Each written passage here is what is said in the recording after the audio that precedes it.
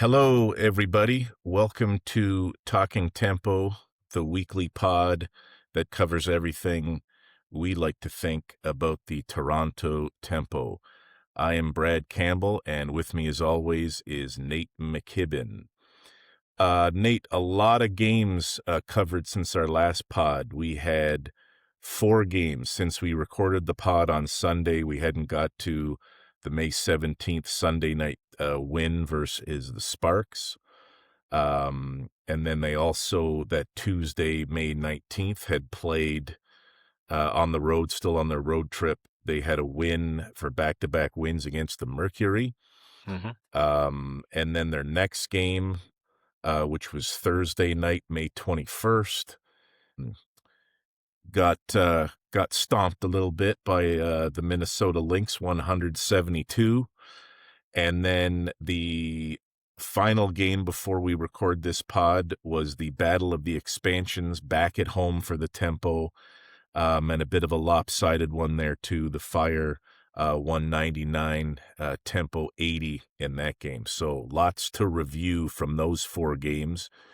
Generally, I mean, maybe jumping around a little bit, touching on all 4. What did you like? What didn't you like? I think people forget sometimes that that's a team that was in the WNBA finals last year that has, another potential WNBA MVP candidate in Alyssa Thomas, one of the best players in the league. And they went toe to toe. It's not like Phoenix was bad in that game. I thought Toronto played probably their best game of the whole year. 2 players combined for 61 points, and Sykes and Mabry. Other people made contributions. Rice stepped up and has had a good road trip and continues to get better on the offensive side of the ball. So I think that was a huge plus. But I think it's also a welcome to the WNBA moment for all the new Tempo fans out there, because you go through the first week and you have, 3 games in the first 2 weeks, and then you got 6 and 11 days. It just goes so quickly. And, in the time that they've been gone, they've cut a player, they've converted a contract. There's just a million and one things that can happen. So you can go through a week where you feel like nothing happens, and you go through a week where you feel like you've gone through a month of the season. And I'm sure they feel like that too. The one day play, especially on the road. I'm not sure they probably had a regular practice for over a week and a half now too. So just to try to catch up. And I think people are starting to adjust for some of the things they do. And so now that they have a little bit more time in between some of these games, are they able to make that next adjustment? Because, definitely some positive things to start off, but I think people have caught up to what they're doing, especially defensively, and now can they make that next adjustment to sort of keep people back on? Throughout those 4 games too, the Tempo have been playing through some injuries as well. We've seen post injuries. They've been playing small a lot in this section as well. Injuries to Salaby and Feg Benley have been injured. We still haven't seen Feg Benley for, I think, since after the second game of the season. She's been out. And also at the tail end of those games, no Allemande either. So, which has been a bit of a key contributor for them, especially I've been impressed with her defense as well. So again, like you said, typical sports season here, lots of games, road trip. Not out of the ordinary to see the end of a road trip, a little weary, maybe not the best version of themselves at the end of that trip against the Lynx. I was able to be at the Fire Tempo game this past Saturday. Again, great atmosphere at home. Lots of fans at the game, full house, super excited. But again, sometimes in Pro 2, after that road trip, coming back and playing that home game right away sometimes isn't great either, as you're settling in. And that one was a bit of a dud, as we've seen here too. So the ups and downs, and again, it's all brand new for this Tempo team, and scheduling's going to be all over the place. But again, sometimes the schedule will favor them as well, like playing somebody back to back at home or those things. And but I think a big key here is some health from some of their team, and especially from their posts, their bigs, which they're a little depleted right now, and trying to probably put some funkier lineups out there right now to have to deal with it. Well, I think Sandy came out and talked in one of her press conferences that she thinks that Alamond and Fegbenley will be back early June. She didn't give a timeline for Isabel Harrison. So at least with those two players coming back and now with Sabally back in the lineup, you're hoping that that gives them enough depth to be able to compete. We always knew that the forwards were going to be an issue. So that was the one area you probably couldn't withstand a lot of injuries. And she even mentioned that Conde and Juskite are probably more suited to play the 3 spot. So now you have 3s that are playing your 4s and even potentially sometimes your 5s just because of necessity. That it's going to be tough until they get back. But it sounds like at least, Sabley's back playing some minutes. You're going to have Fegbenley back soon. And I do think you're right. I think Alamond was probably underrated in the type of contributions she had, especially in that second LA game. So it'll be good to get her back with a little bit more depth in those guard spots as well. Yeah, and again, just over the course of the season, great to have that depth. Some players are just going to have their day and play well, and sometimes there might be matchups which don't suit certain players and will suit others, and just less options is not going to be good at times, and maybe we've seen a little bit of that with the Tempo their last 2 games here, but moving forward again, with games coming up, let's get into what our sort of weekly approach, your stats package, your analytical breakdown of the Tempo and where they're at this point. I know last pod we talked about, is this Tempo turning into a defensive team? And I think we're gonna see some stats which maybe don't point that out too much. Well, the tables have definitely turned.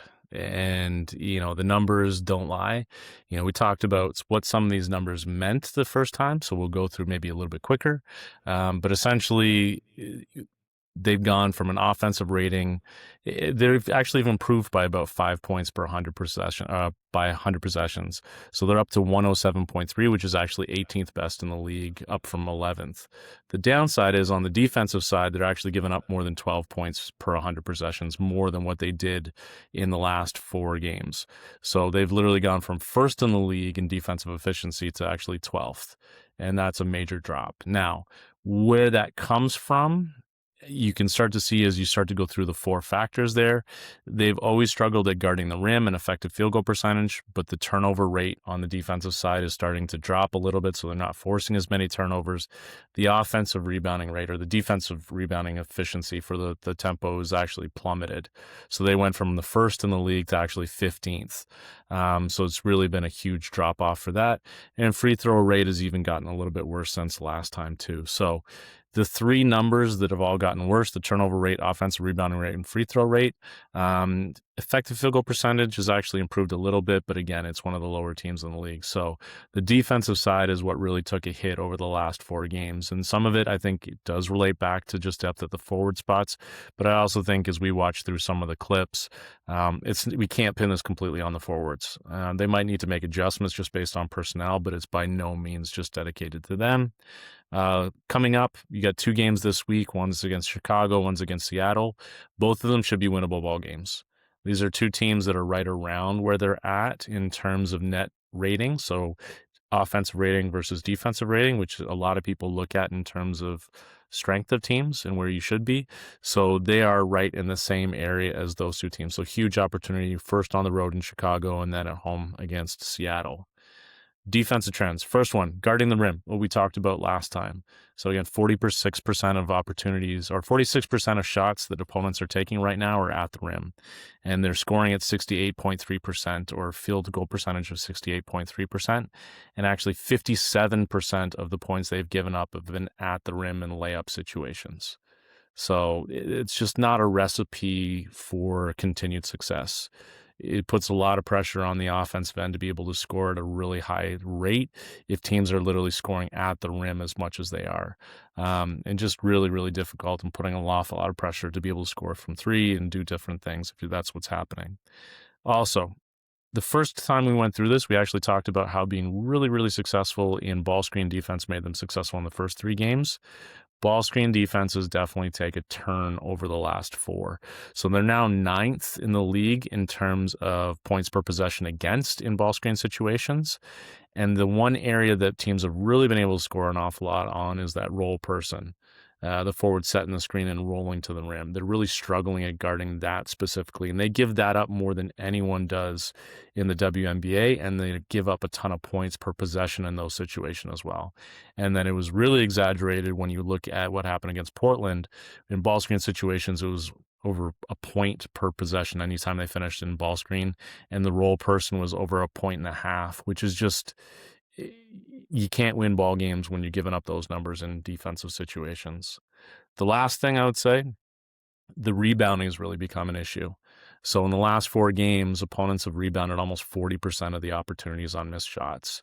And that defensive rebounding rate, again, you're going to give up more shots at the rim on offensive rebounding situations. You're going to foul more and put people to the free throw line.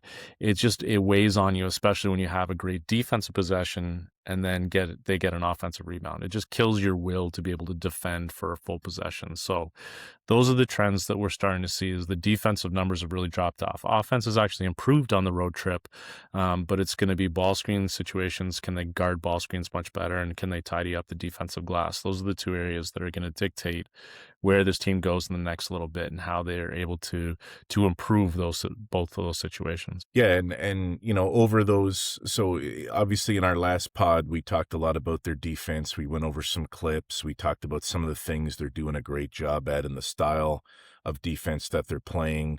It looked like they were trying to limit rotations. Wasn't a lot of help opportunities they were looking at. So you've run down very, very in-depth statistics and analytical looks here. Let's just go to even a more basic approach, right?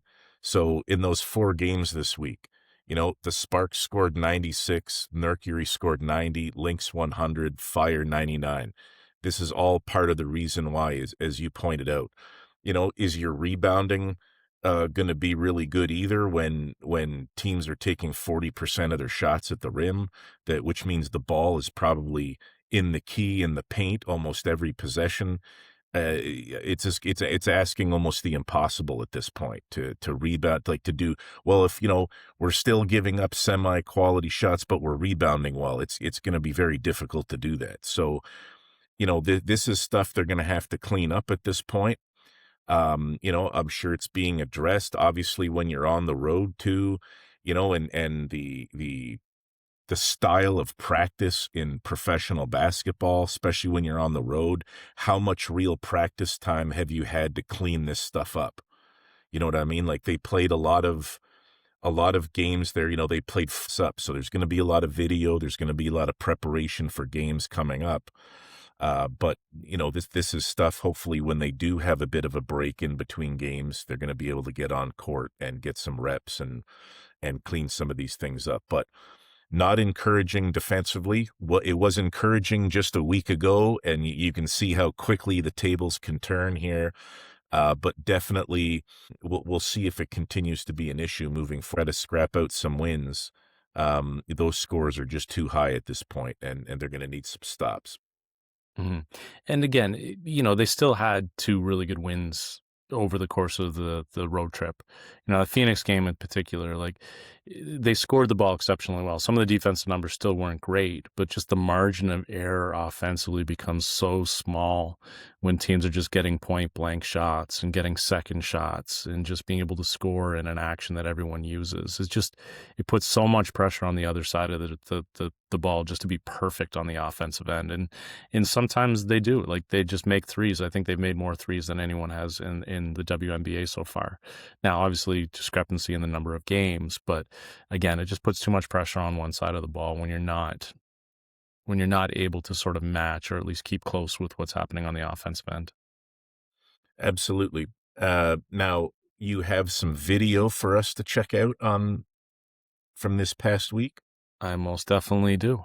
Let's take a look at some defensive clips specifically on ball screen situations.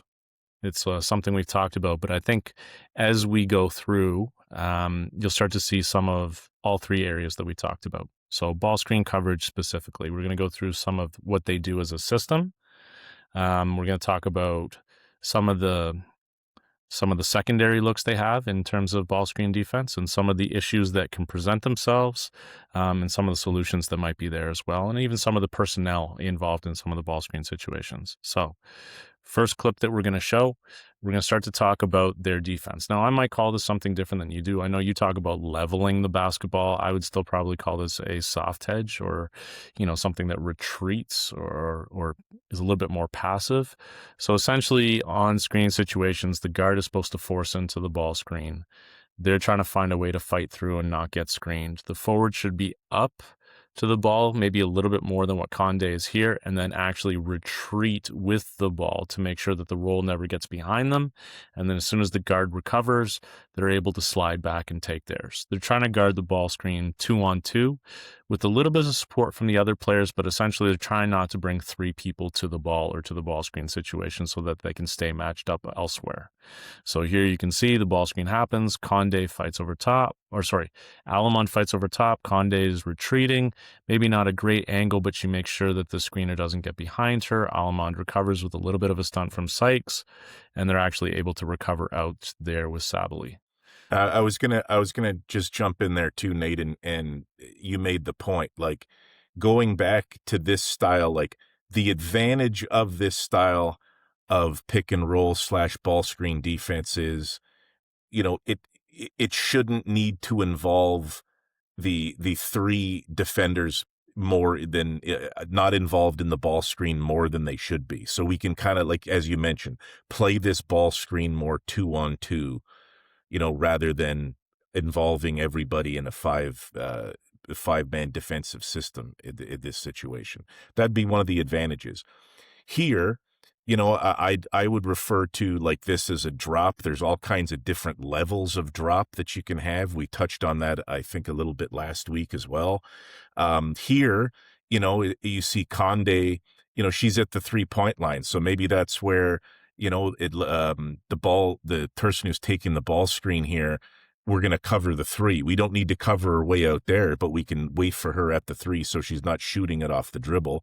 And now you're going to start to retreat a little bit on this. So as she's retreating, I would probably prefer she's a little bit more chest on the ball, like a little more square in that situation.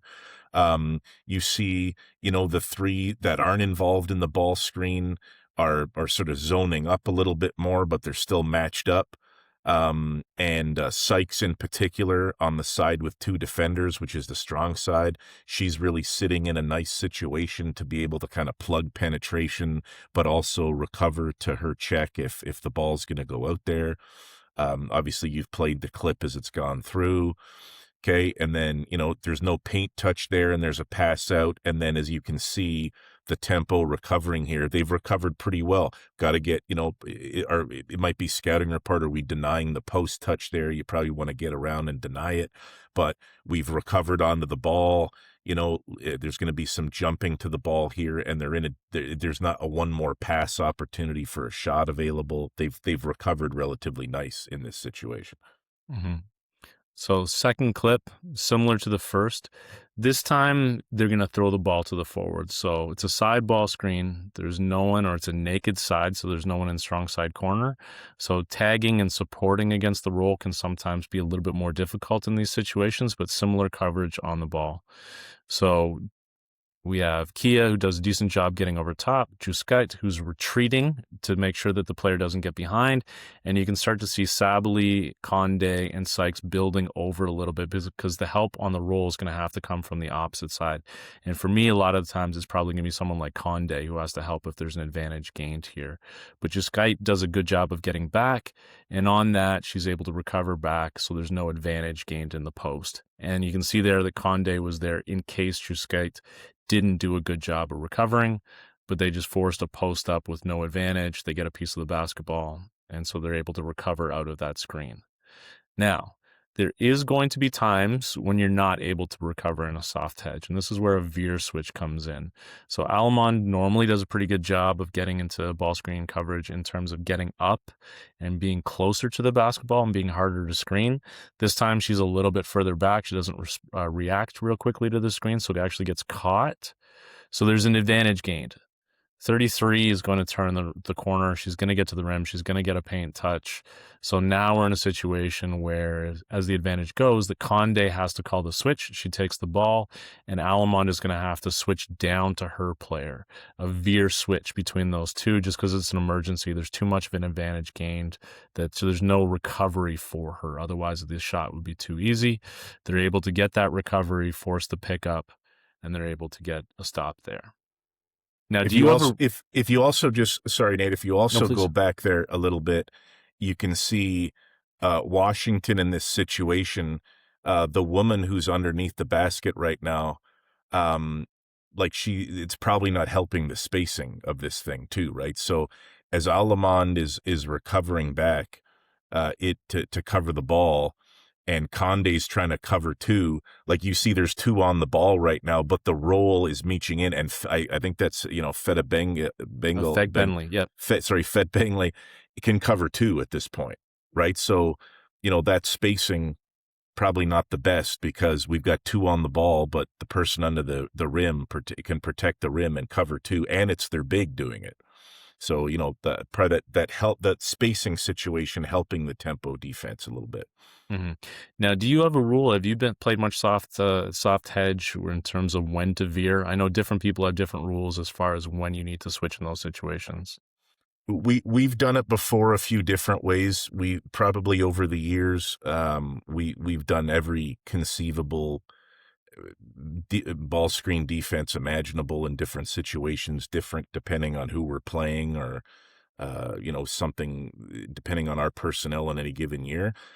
Sometimes, we've done it where just you're going to call it. So if Conde in this situation came in and maybe yells veer or says something verbally, then that tells the guard to go down and take mine. It might be more court geography, like if she gets, to sort of like below the foul line and you see where that circle is. If she gets to the bottom half of that circle in the semicircle, then maybe that's when the switch is going to take place. And to some extent, if you've got certain personnel like Conde in this situation, number 10, if she's like a big and she's athletic, that might be more a defensive advantage at this point, right? Like there might be a mismatch in terms of Alamond helping down to the big, but there could be an advantage on the ball the deeper the ball gets there potentially too. So depending on some personnel, you'll probably choose to do different things in that regard, whether it be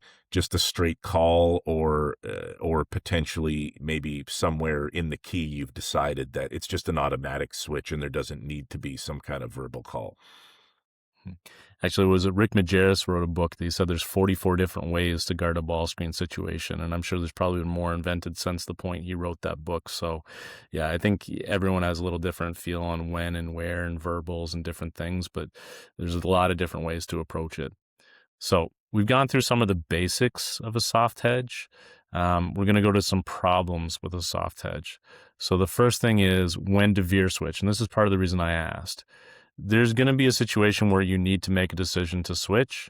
And if you don't have clear instructions as far as who makes the call or when to make the call, you end up in situations where people are late to some of these switches. Now, is it completely Rice's fault that she's in this situation? No, you probably want to support behind the basketball. Maybe she's got to do a little bit better job of getting over that screen to make sure that she doesn't have to switch. But that situation where there's confusion about when to veer switch is something that causes an awful lot of problem in soft hedges. Well, and if you go back to the start of the clip, and we've mentioned this up on past pods a little bit, obviously now right here, the ball screen defense is starting. So if it's going to break down at this point, it's going to have to make the defense make even more decisions, which could cause more breakdown, or there's going to be problems, right? So right here, as we move forward a little bit, if you watch Rice covering, like she's getting screened, right? So if her job is to force it into the screen and get over top as fast as she can, we refer to that as you want to be able to get the best of both worlds, which is never easy. You want to send her into the screen, and then we talk about bullying your way through the screen so it doesn't engage the ball screener's defender. as much as possible, right? That'd be a perfect world. Like we said, never easy. But Rice sort of gets to the level of the screen. She didn't adjust her body to help get her over the top of it faster. And this is now where it's broken down. So one thing we would try to teach like our guards is start attacking the big, like start attacking the ball screener's defender, because if you can go by her, now there's going to be something easy for you probably offensively to make a decision, because someone's going to have to rotate, and then three are covering four at this point, right? As it's going down. So as you keep the clip going, like right here, like look right here now, like if the ball handler now goes at the big, and the roller starts rolling hard and getting in behind, like we have a problem. And I believe it's Mabry on the other side defensively. Now she's got to make a decision. Am I going to stay with the roll? Am I going to try to, do I have a shooter? Do I have to like stay a little bit closer to my check because we're worried about the spray out and she's going to shoot it? So now like there's too many defensive decisions now that might have to be made, right? So you see too, the ball handler, as we continue the clip, doesn't even get a paint touch in that situation, but she drew the ball screener's defender over. Rice was late. Mabry didn't help on that roll at all either. And then, good pass there and relatively easy finish for a layup. Hmm. And I find at our level, and I imagine every time you go up a level, people want to continue to be safe and be protected, and it's actually worse. Like we talk to our defenders an awful lot. If you're forcing into the screen, like you got to be hip to hip, you got to take away space. It's just way harder to screen when you're a small target and you're squeezing into that room. The more that you back up, the more that you're just an easy target just to get picked off. Now, too much space. Now, obviously, we're talking about a soft hedge. You talked about that 3-point line as being a line that maybe that they want in terms of a pickup point on their soft hedges. Here's a situation where they're late getting out to the ball screen, so Sabally is well inside the 3.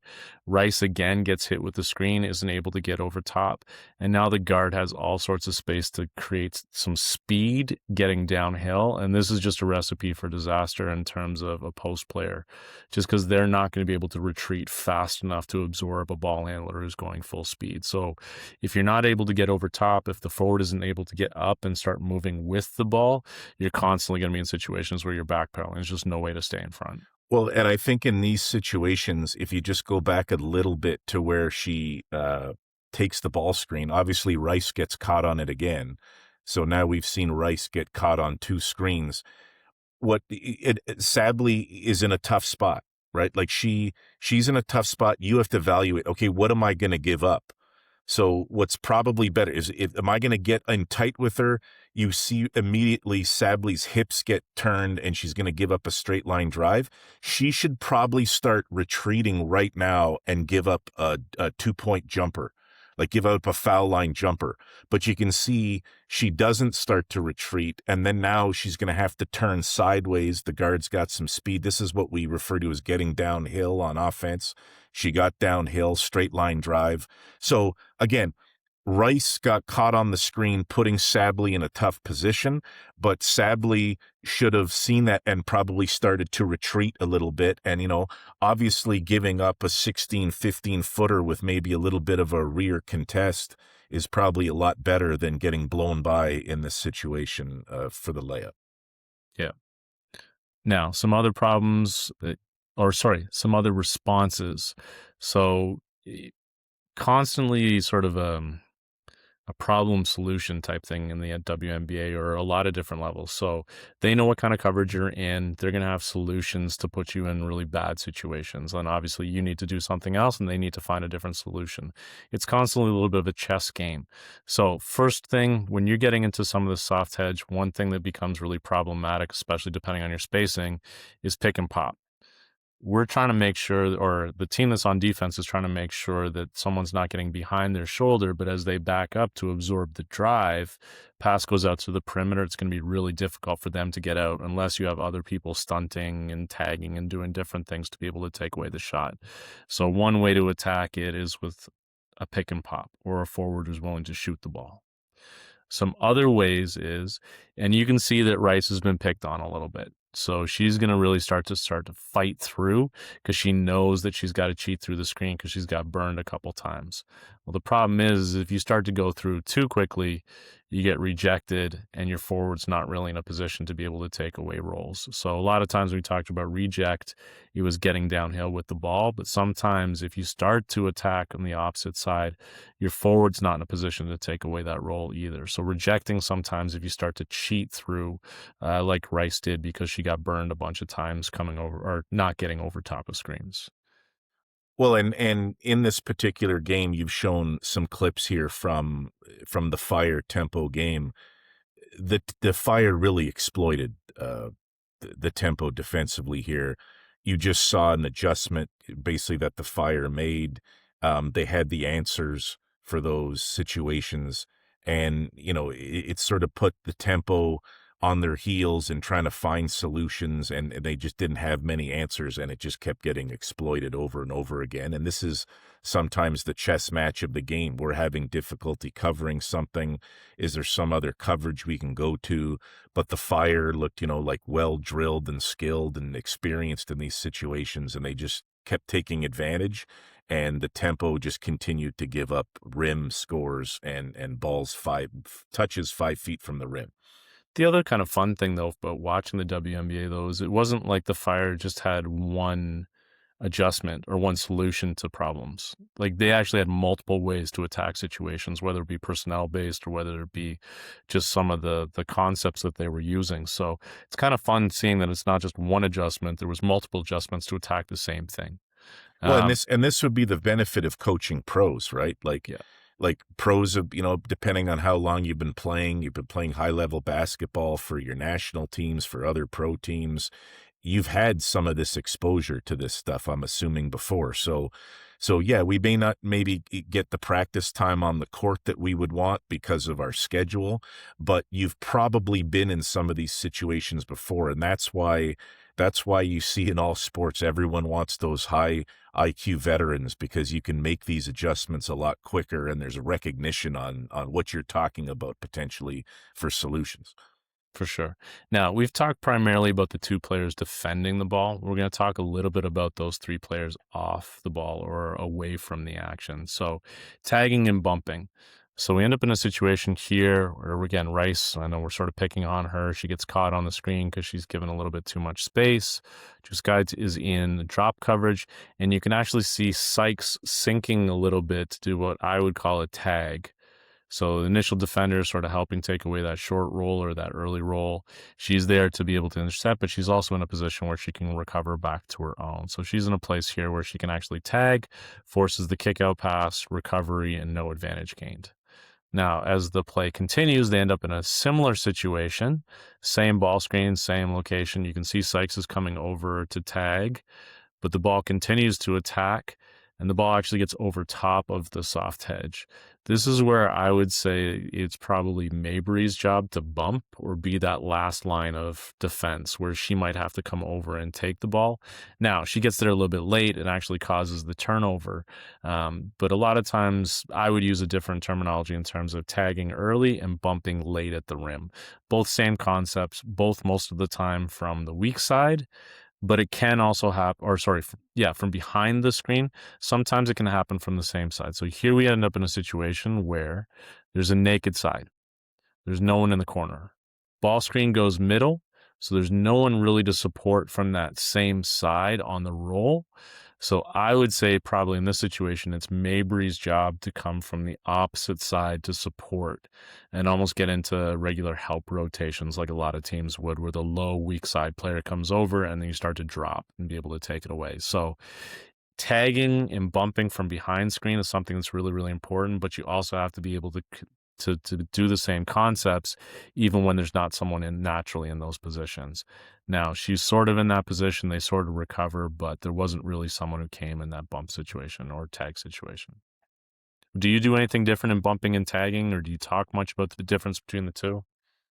Well, one thing that we try to stress on is, I think a lot of coaches, we do it a little bit different, I think, than most. I think in a tagging situation, and I've again, it's just a different way to do it. Not that I disagree with it or anything. I just like to do it a little bit different. Is they in the tag they almost want to touch that roller or like give the Mhm. roller a bump. I would prefer, and the way that we would teach it is we want to tag with length.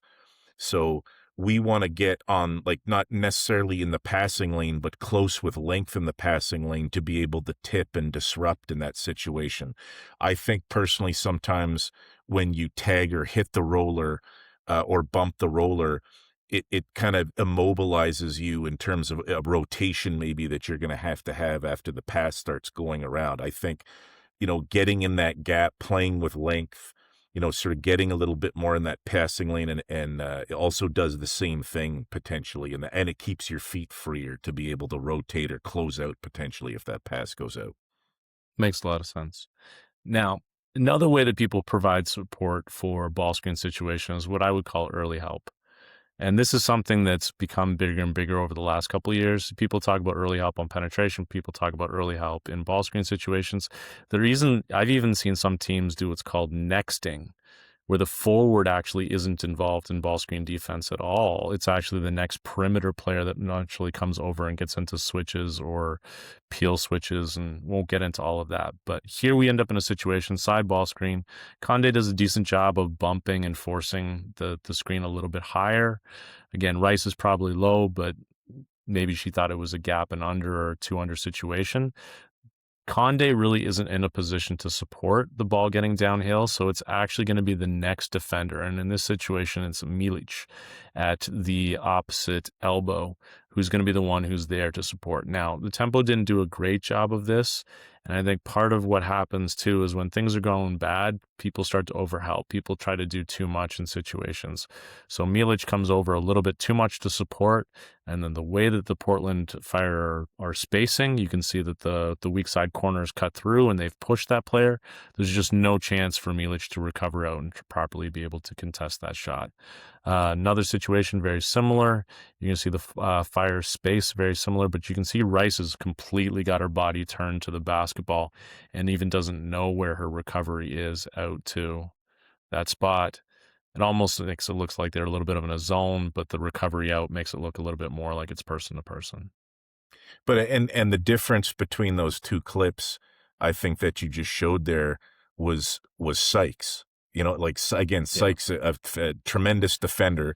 So right here, she's playing the cutter, but she comes up sort of an emergency situation as Rice is recovering and helps out and rotates there whether she was supposed to or not. And then Rice peeled out and wound up playing the cutter, who wound up is at the basket right now, but winds up going to the opposite side, right? As the Fire, maybe that's a non-shooter in that situation. That's why they had her cutting. But constantly what I'm seeing on these clips, on ball and off the ball, Sykes, that's why she's one of the better defensive players in the NBA. So, or in the WNBA, sorry. She's good on ball, she's good off ball, she's high IQ, especially in that situation. You know what I mean? And again, as you've shown, a lot of these point of attack has been Rice. They're picking on the rookie. This is what happens. I mean, they're going to pick on some rookies and they're going to make them deal with situations, and they're going to target some people maybe that they feel they can get an advantage on. So, how many of these ball screen clips have we seen Sykes involved in? Hmm. You know what I mean? Not many, because they probably want to go at another matchup because they understand that you're probably maybe not going to get much of an advantage if you ball screen in her situation. And just because you're talking about it, and I know this is something we've had conversations before off camera, I find watching you guys play an awful lot. A lot of it is based on matchups and like who you're going after, and can you create a little bit of an action where you get a switch and your best player on a defender you're trying to target a little bit. And do you find that as you move up the levels, it's more about the matchup and creating matchups and exploiting matchups than it is about, here's a great action to use to score? Whereas maybe the younger levels, like here's a great offense because it's hard to guard.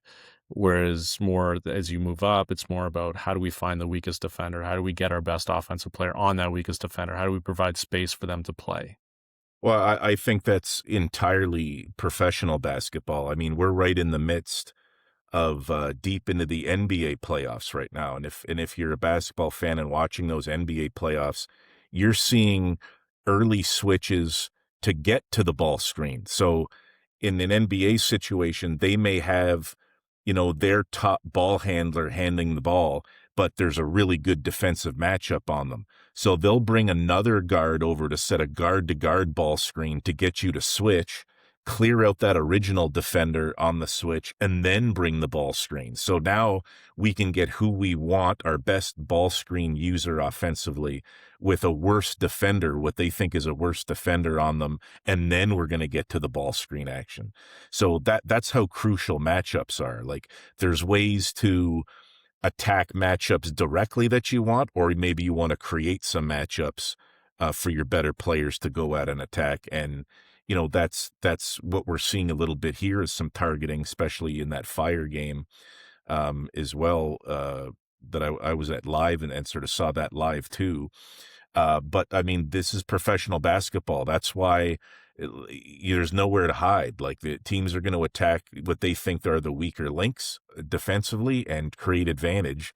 And then coaches are going to have to make decisions. Are we going to have to scheme to take that away? Or are we just going to sub you out and bring somebody else in? Like, these are decisions that coaches have to make in these situations. No, for sure. All right, we'll continue on. Play continues. I think they eventually turn it over again. Sykes is involved.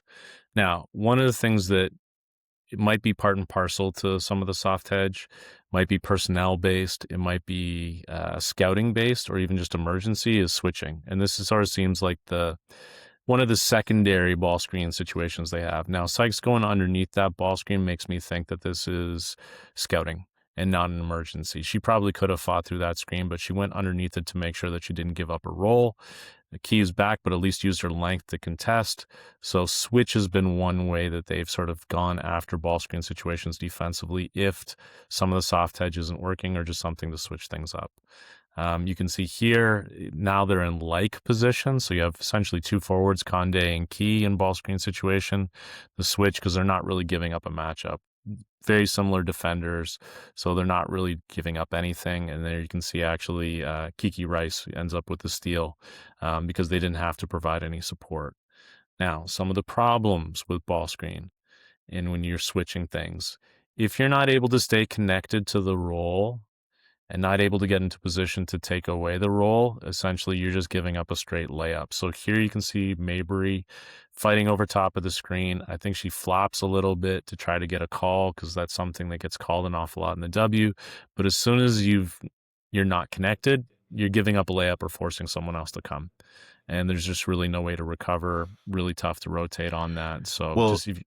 well, and Nate, if you go back to the start of that clip, there's probably some miscommunication there, because as Mabry like right here. Okay, so Mabry, go back just a little bit. As Mabry switches on to the screener, you got to get underneath, right? Like, this is part of the problem, as you just talked about.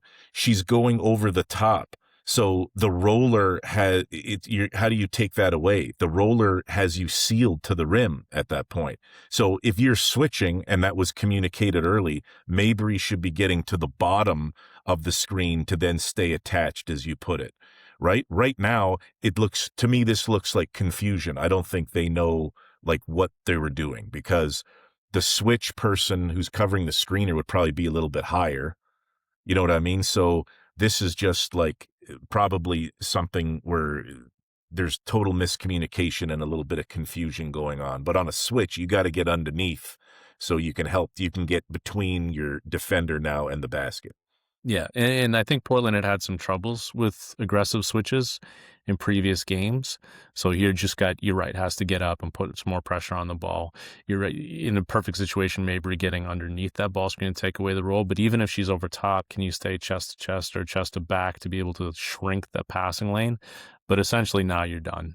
There's no way you can guard that situation. Now, similar situation, here we have a side ball screen, get caught on it. And this is a situation you've got to get underneath if you're switching. Conde doesn't do a great job of putting ball pressure on. obviously held, I think, in this situation, tries to get underneath, but she just can't get into position to take away that pass. And that's too easy of a shot to give up. Well, we'll say though, offensively, those last two clips that you showed, two really good passes, like Yes, two yes. excellent short window passes to throw those in as well. Now, some responses to switches, and they had a bunch of different ways. So some of it they picked on matchups. So you can see here, Held is guarding the ball, Mabry's coming to set it. So even though it's not a forward, I think what you talked about earlier is they're trying to get a good player with the basketball on one of your weaker perimeter defenders. And in this situation, Mabry just never in a position to be able to take that away. Just really difficult and really attacking a player who's not maybe strong on ball. Well, and if you go back to that, Nate, um, the nature of that screen, we would call that more of a flat ball screen. So in a flat ball screen, the screener's back is going to be to the baseline. So this really, if the ball handler can set it up, is a good advantage potentially to get downhill or straight line. So as you've seen here, though, Mabry is going to support. She thinks the screen's probably coming to the outside on the left-hand side of that. So she's probably supporting that soft hedge over on that side or that level or whatever we refer to it as. But now here comes the screen. So as we play it, like she's not in position, the ball handler gets downhill, and now she's going to go by two people, and then the help, if there's help off the bottom, it doesn't even get there in time. So she's just essentially went past three defenders and then got all the way to the rim. So again, some miscommunication there, some sending the ball where you maybe on the ball where you want it to go, just too many options, and maybe miscommunication on what that actual scheme defensively was supposed to be. And the other two pieces we talked about, to getting a shot at the rim, not really a great contest, sort of a late contest, not enough to really affect the shot. But even if she does miss, just rebounds, rebounds, rebounds. Like it's part and parcel for a lot of the problems in that clip is too many shots at the rim, too many offensive rebounds, and ball Well, screen defense. 100%. And if you just go back to the clip to the shot, right, and you've got another rookie and Key playing the corner, like right here, like look, like she doesn't even know where her check is. So like when the shot went up, however you teach rebounding, most people would then, if you just go back to the shot, Nate, again, if you go back to the shot, like that shot goes up, she's not looking, is my man going to the rim to rebound, then I should be blocking that person out or boxing out. She got caught like watching, and then her person she's defending just goes right to the basket and gets it, and you see like how out of position she is there, right? And then it winds up being a second chance point layup. Mm-hmm. So just some Now, focus there, just some awareness to rebound. Now, another way that you can attach a switch is either by slipping or by ghosting screens. So essentially what you do is you fake like you're going to go screen. Sometimes people actually tell you to tap a little bit on the way by, but essentially you're going to run to space. To me, ghost means more I'm going to be running to space on the perimeter.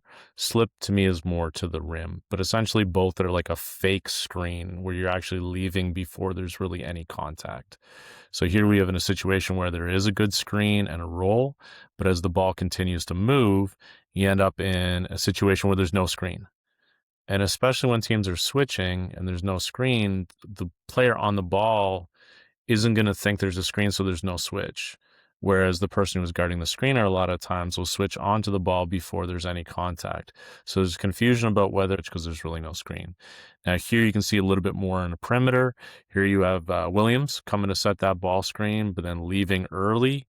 A little bit of an advantage gained. The ball continues to move, and they end up in the same situation with a slip with no contact. And now Conde gets confused about whether she's supporting the ball handler or whether she's got to recover. So slipping and ghosting screens is something that is really difficult for teams that are switching because there's confusion about whether there actually is a screen to switch. Well, and the more clips that you show here from the Portland game, they're having a lot of confusion about what's going on and how they're covering things, and it's just catastrophic in terms of their defensive coverage. So again, initially, the most important part of ball screen defense is the point of the ball initially. And if that starts to break down, then it's going to be really difficult to your defense to recover, and you're going to have to scramble and do some things probably out of the ordinary than you would like to. So in all these examples, you've seen a breakdown at the point of the ball screen. So that is one, do we know what we're doing? And is both people at the point of the ball screen doing that? Do we know what we're doing, but we're still having trouble defending it? So, these decisions, do we need to switch it up? Is it personnel? Is it talk? Is it communication? Is one person making mistakes on it and the other one is not? Does one person think we're doing this defense and the other defenders think we're doing this defense? So this is all sort of confusion, and why you pointed out with the statistics why their ball screen defense is the worst in the WNBA at this point, because of all these issues that we're looking at. Yeah, and we're going to get to some positive ones in a second. But again, it was actually kind of fun watching some of the responses and some of the different adjustments that Portland made. By no means do I think this is going to continue to happen next time they play. I'm sure Toronto will have a much more organized plan against some of the ball screens. So this is something that I picked up from you, and I know you do a really good job of. You can see in a situation here where they think the ball screen is happening on one side, and last minute the forward will actually switch or flip the screen to set it on the opposite side. And what happens is the guard gets confused about where the screen is coming from, and the forward's no longer in a position to set it. So you can see here, I believe it's Milic believes that the ball screen is going to be going to the left, but the last minute the screener is going to set the screen going to the ball handler's right. The only problem is that she's no longer in a position to support, and Rice is forcing the ball into a screen that no longer exists. So this is another great way to really confuse the switch, is to flip the screen or to switch what side you're screening, because a lot of times if you get past that initial ball handler, you're at the rim. See, but and again, please, Nate, go back to the Yep. start of it. We've seen they've obviously started as the game went on too. They were exploiting more of this high ball screen, and the tempo struggled with it. One possible solution is right now, uh, the key who's covering the ball screener, they should probably just send it one way. So what hand does the ball handler attack less successfully with? So is it right or left? Let's just send her right, and I'll support you on that side. So whether they flip the screen or not, we're going to dictate where the ball's going to go, and we're not going to get confused on where that support of the ball from the screener is going to be. So right now you can see, because Key goes out, so keep running the play. She goes out, she's on that side, and then, Rice doesn't know which side the ball screen's coming on, whether there was communication or not there. We can't tell, obviously, from this clip without the audio or being close enough to it. But she's not there to support the ball in that situation. Is that Rice's fault? That's her fault? We don't know, because of that communication piece. But if they would have just said, okay, early on, we probably know there's a ball screen, we're just going to send her that way and we'll support the ball that way, it would have been at least a better setup to deal with this defensively. And I find more and more teams, like ball screen in the middle of the court, high ball screen like this, they're going to lock you to one side anyways. Yeah, they're not going to let you choose. And I'm sure that'll be an adjustment as they continue to go through. I think we got, um, we're going to show some positive ones just because I do want to make sure that it doesn't feel like we're being super negative. Sabley, especially in the first 3 games, looked by far the best post at being able to deal with the screening situations. So here we have a situation where Washington is coming to set a ball screen, and you can actually see Sabley bumping and pushing the screen a little bit further out. So pushing the screen into a situation where it's not maybe as dangerous. Then as the screen comes, she does a good job of adjusting her feet, keeping her chest to the ball, retreating, never in a position of giving it up, and then getting back to her check. I think Sabley probably does this the best out of anyone in terms of being physical with screens and then retreating and recovering back to her check when she needs to. And there you can see what happens when you can cover a ball screen 2-on-2. If the other 3 people are staying at home now on the kick-out passes, you can start to be aggressive and deny. So here again, super physical, pushing the screen out as far as humanly possible. It's no longer in a position where she's really going to stop behind the screen, and that's Jade Melbourne too. She's not someone who's really someone who's pull up three coming off a ball screen. So by pushing the ball screen out, she actually allows the guard to get through, and there's no screen there and no advantage gain. Don't have to get into a soft hedge, and helps Rice get through that because of how aggressive and physical she was in that space. And then eventually gets to a point. It's a little unlucky that they end up getting a layup off of that. Now, she's also one that's shown an ability to hard hedge, and I haven't seen this much from other people. There's been a little bit of an attempt, but I've seen her as the most successful. You can see her bumping, and instead of in a soft hedge as a switch up, she's up, aggressive, and she's got her hands on the basketball, being aggressive and looking to steal in that situation. So she's shown a little bit of an ability to even get into a little bit of a hard hedge where other players haven't. So last thing here, we talked about switching, sometimes hard hedge, really difficult to guard the slips. And part of the reason why you want to be physical on a ball screen is in case of that slip, you can actually see her holding and keeping contact there. Is it a little bit of a foul? Maybe she might have a little bit of a hold of the jersey, but it informs her that she's slipping, so she's able to recover and stay connected to that and keep the ball out of the post up there. So someone who's able to soft hedge, someone who's able to get into some hard hedge situations, someone who's able to guard against some of the slips might be the response to some of those coverages. The last thing I'll show is her off ball. And this is something we mentioned a little bit last time, is that sometimes when you get into these situations, you might actually have to guard with a third player. So a little bit more of a flat hedge or a hard hedge here. There's going to be a player that goes to the basket. That's just Gates check, who's going to the rim. And instead of giving up the layup, Sabally actually takes the roll, even though she wasn't involved, and allows Juskite to recover back to the post player on the perimeter. So there she's off basketball, helping and be able to guard some of that multiple switching action. Another player who's done a pretty good job, Sykes. And I think this is why we don't have many clips of Sykes involved in ball screens. This is what happens, especially when you don't have an action into a ball screen, is you're just allowing her to sit there, read, and just get after the basketball. I just don't think she allows you to get into a lot of good ball screen situations. So you almost never see her, similar to what we saw in Portland, where someone's just dribbling up and getting into a ball screen, because she just doesn't allow it. Now, Alamond, another really good ball screen defender. She's just really difficult to screen. She just finds her ways around, and it's just very difficult to make contact. You can see she's a little bit closer on the ball screen. Now, she ends up in a situation where it's a little bit of a reject or a slip, and she starts to attack. She's also fast enough to recover back and get into positions to be able to defend and be able to contest shots. So Alamond, Sykes, Sabally, I think have all shown great ability to guard ball screens. I think there's some potential. They showed some great potential early on in some of their soft hedge, although they sort of got exploited as the road trip went on. And then their secondary look of switches and some hard hedges just weren't sharp enough to be able to be a good adjustment for them. So I'm excited to see where they go if they have to stay small, and what they're able to do when they start to get more traditional posts back into ball screen situations.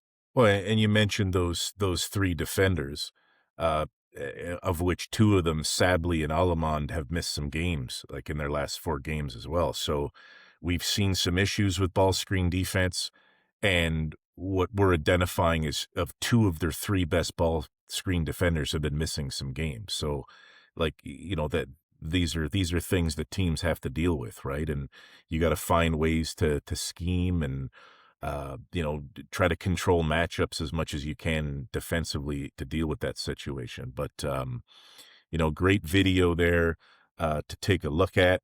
If you've made it this far in the pod, we appreciate you listening. Remember, if you're not subscribed, think about subscribing, also sharing, and also liking. Hey, want to drop us a comment?